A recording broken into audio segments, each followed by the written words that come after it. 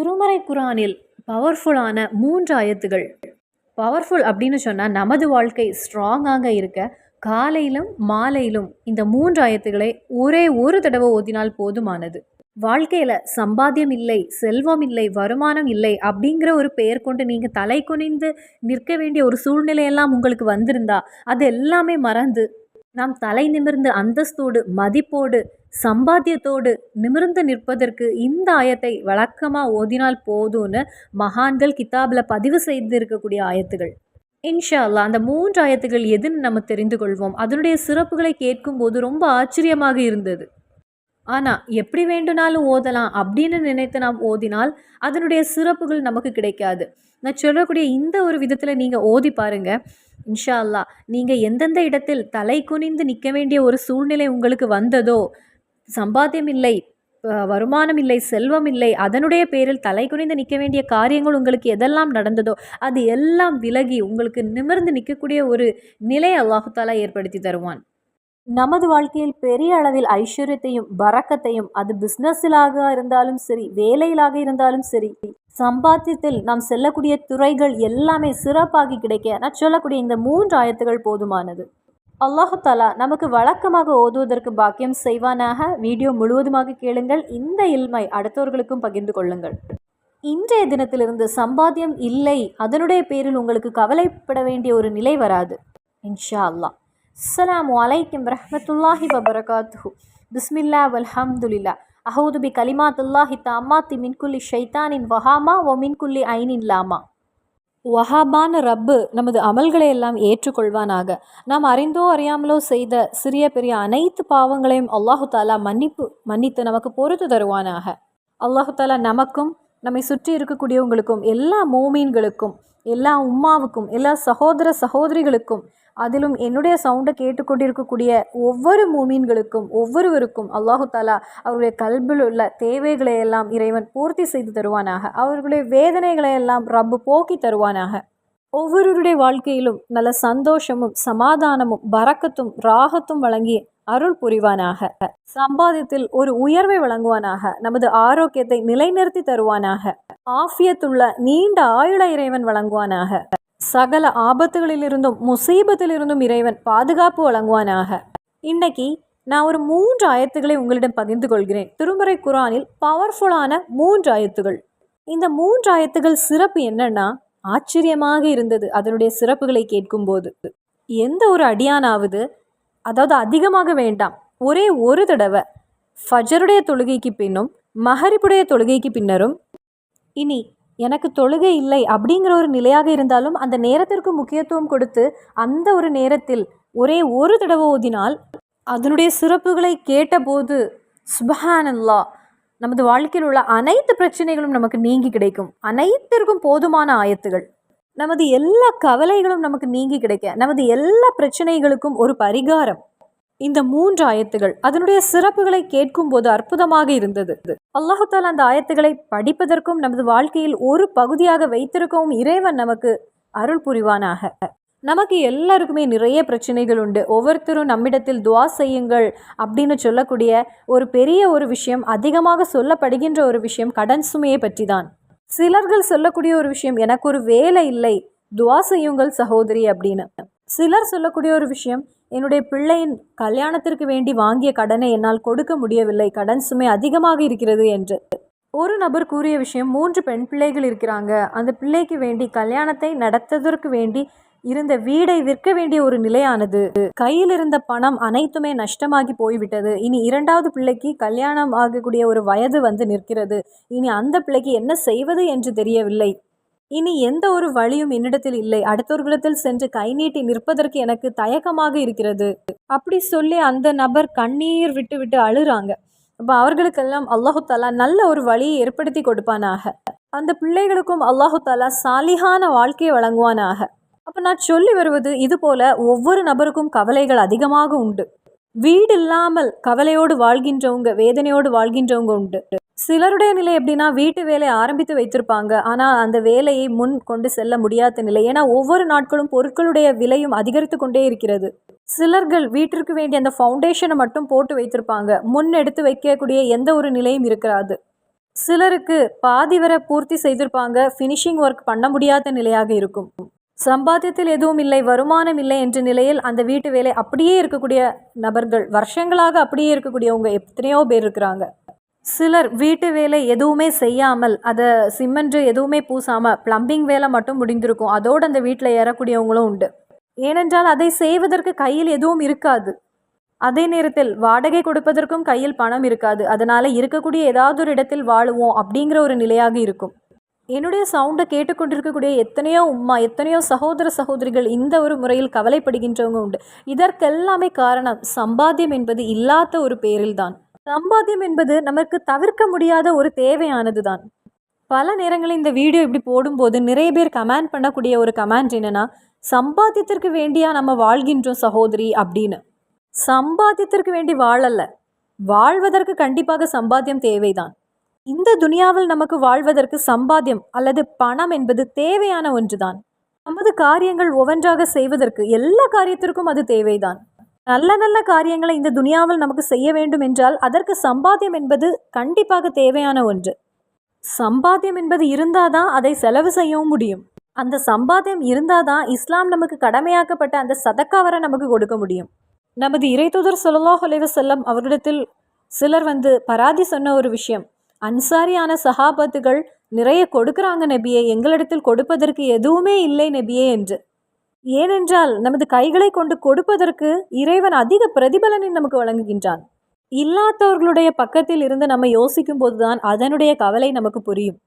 எவ்வளவோ பேர் ஒரு நேர சாப்பாட்டிற்காக கஷ்டப்படுகின்றாங்க. நிறைய இடங்களில் அந்த வீட்டில் உள்ள கணவர் இரவிலும் பகலிலுமாக அந்த நாளுக்கு என்ன செய்வது, அங்கு சாப்பாட்டிற்கு என்ன செய்வது அப்படின்னு அதற்கு வேண்டி எவ்வளவோ சிரமங்கள் படுகிறாங்க.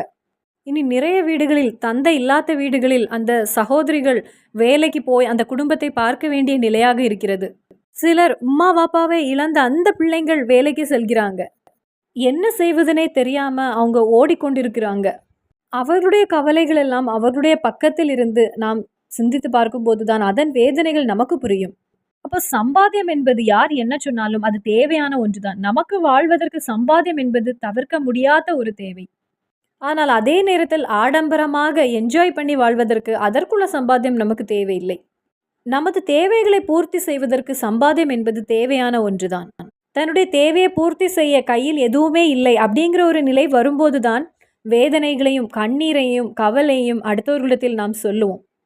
தன்னுடைய வீட்டில் எல்லாமே தனக்கு ராகத்தாக கிடைக்கிறது அப்படின்னா அந்த நபர் யாரிடத்திலும் எந்த ஒரு பராதியையும் சொல்ல மாட்டாங்க. பிள்ளைகளை கல்யாணம் செய்து கொடுப்பதற்கு என்ன வேண்டுமோ அது தன்னுடைய கையில் இருக்கிறது. அந்த வாப்பாவுக்கு யார் முன்னிடத்திலும் சென்று நிற்க வேண்டிய ஒரு நிலை வராது. உணவிற்கு என்ன தேவையோ அது தன்னுடைய கைகளில் இருக்கிறது. அந்த ஒரு தந்தை உணவை பற்றி யாரிடத்திலும் சென்று ஒரு பராதி சொல்ல வேண்டிய தேவை வராது. எல்லா வசதிகளும் இருந்துன்னா யாரிடத்திலும் யார் முன்னிலும் சென்று கை நீட்டி நிற்க வேண்டிய ஒரு நிலை வராது. அப்போது இதெல்லாம் இல்லாத ஒரு நிலை வரும்போது அடுத்தவர்களிடத்தில் நாம் அறியாமலேயே நமது கவலைகளை சொல்லிவிடுவோம். அப்போது இதற்கெல்லாம் ஒரு சொல்யூஷன் கிடைக்க, இதிலிருந்தெல்லாம் நமக்கு ஒரு பரிகாரம் கிடைக்க, சம்பாத்தியம் இல்லை அதன் பேரில் எந்த ஒரு அடியானாவது தலை குனிந்து நிற்க வேண்டிய ஒரு நிலை வந்திருந்தால் அவர்களெல்லாம் தலை நிமிர்ந்து தலையை உயர்த்தி நிற்க 3 ஆயத்துக்களை இன்ஷா அல்லாஹ் வழக்கமாக்கி கொள்ளுங்கள். இந்த வீடியோ உங்களுடைய கைகளில் எப்போ வந்தாலும் அதற்கு அடுத்து உங்களுக்கு மகரிப்பாக இருந்தால் அந்த நேரத்திலும், அல்லது ஃபஜருடைய நேரத்திலாக இருந்தால் ஃபஜருடைய நேரத்திலும், மகரிப்புடைய நேரத்திலும் ஃபஜருடைய நேரத்திலும் இந்த 3 ஆயத்துக்களை ஓதிக்கொள்ளுங்கள். இந்த 3 ஆயத்துகளையும் இன்றைய தினத்திலிருந்து நீங்கள் வழக்கமாக ஓதி வரும்போது இன்ஷா அல்லாஹ் சம்பாத்தியம், அதாவது கஜானாவுடைய அந்த வாசல்களை அல்லாஹு தாலா உங்களுக்கு வேண்டி திறந்து தருவான். சம்பாத்தியம் இல்லை என்கிற பேரில் நாம் என்னெல்லாம் கஷ்டம் அனுபவிக்கிறோமோ அதெல்லாம் நமக்கு பறந்து போவதற்கு அதற்கெல்லாம் ஒரு பரிகாரமாக இருக்கிறது இந்த 3 ஆயத்துகள். சிலருக்கு இருக்கக்கூடிய மற்றொரு பிரச்சனை என்னவென்றால், கொஞ்ச நாட்கள் இதை அப்படியே செய்வாங்க, அதன் பின்பு மறுபடியும் அவங்களுடைய பராதியை அவங்க சொல்ல ஆரம்பிப்பாங்க. ஒரு வாரம் ஓதுவாங்க, ஒரு வாரம் முடிந்து 8வது நாள் ஆன உடனே சகோதரி நான் ஓதினேன், எனக்கு எந்த பதிலும் கிடைக்கவில்லை என்று. சர்க்கரை நோய் இருக்கக்கூடியவங்க ஒரு வாரம் டேப்லெட் சாப்பிட்டுட்டு 8வது நாள் எனக்கு நோய் விலகவில்லை அப்படின்னு சொல்வது போல தான் இதை ஒரு வாரம் ஓதுவாங்க. 8வது நாள் சொல்லக்கூடிய ஒரு விஷயம், நான் ஓதினேன், எனக்கு எந்த பதிலும் கிடைக்கவில்லை, என்னுடைய வாழ்க்கையில் எந்த மாற்றமும் இல்லை என்று. அவர்கள் பராதி சொல்வதோடு மட்டுமல்ல ஓதுவதை விட்டு விடுவாங்க. ஆனால் நாம் இங்கு கவனிக்க வேண்டிய ஒரு விஷயம், எந்த ஒரு முடக்கமும் இல்லாமல் தாகிமாக தொடர்ந்து செய்வதை இறைவன் விரும்புகிறான். அப்பொழுதுதான் நமது பிரார்த்தனை இறைவன் ஏற்றுக்கொள்வான். எப்போதாவது செய்யக்கூடிய ஒரு விஷயம் என்றால் அது இறைவனுக்கு தேவையில்லை.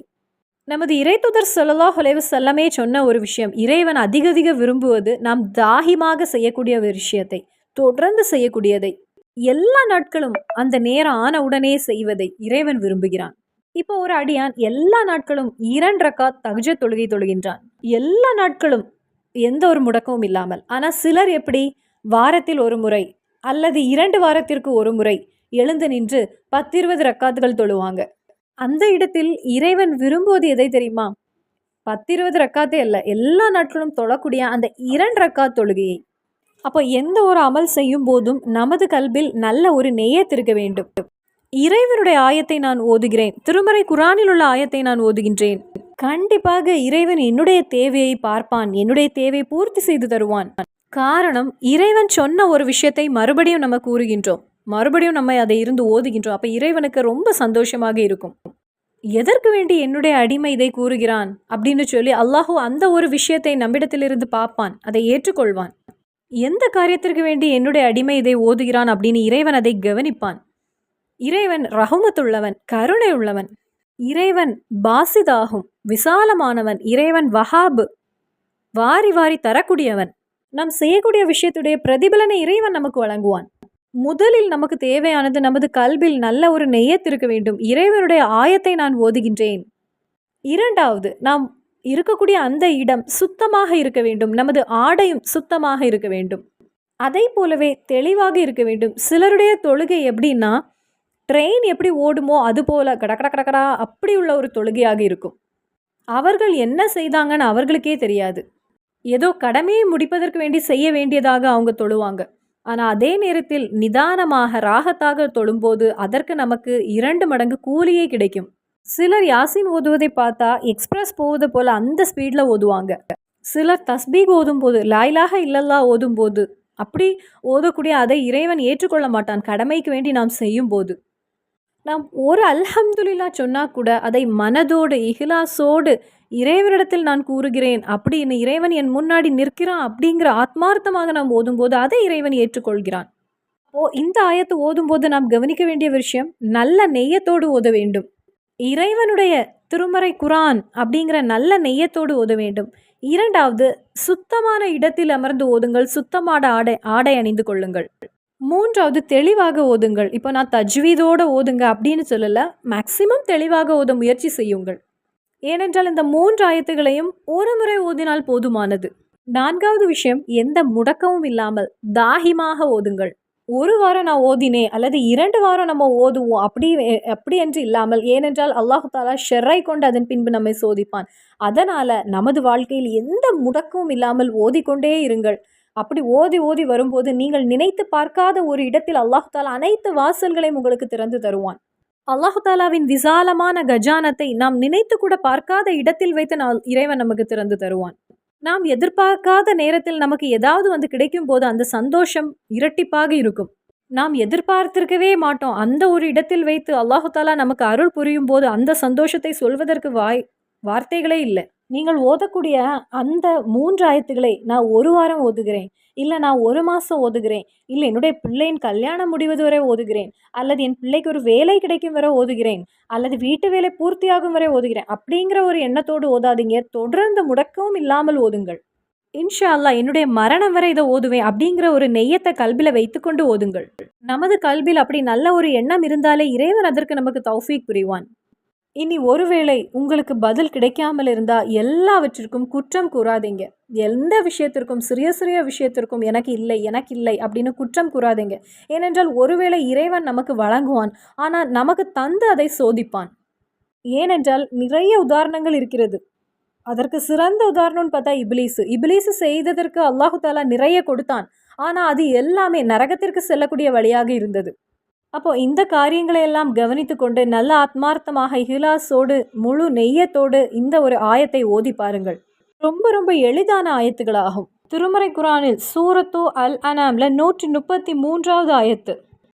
நிறைய பேர் தமிழில் போடுங்கன்னு கேட்குறீங்க. அரபியில் ஓத நாம் முயற்சிகள் எடுக்க வேண்டும். وَرَبُّكَ الْغَنِيُّ ذُو الرَّحْمَةِ إِنْ يَشَاءْ يُذْهِبْكُمْ وَيَسْتَخْلِفْ مِنْ بَعْدِكُمْ مَا يَشَاءُ كَمَا أَنْشَأَكُمْ مِنْ ذُرِّيَّةِ قَوْمٍ آخَرِينَ. இந்த ஒரு ஆயத்தை ஃபஜருக்கு பின்னும் மஹரிப்புக்கு பின்னரும் ஒரு தடவை ஓதுங்க.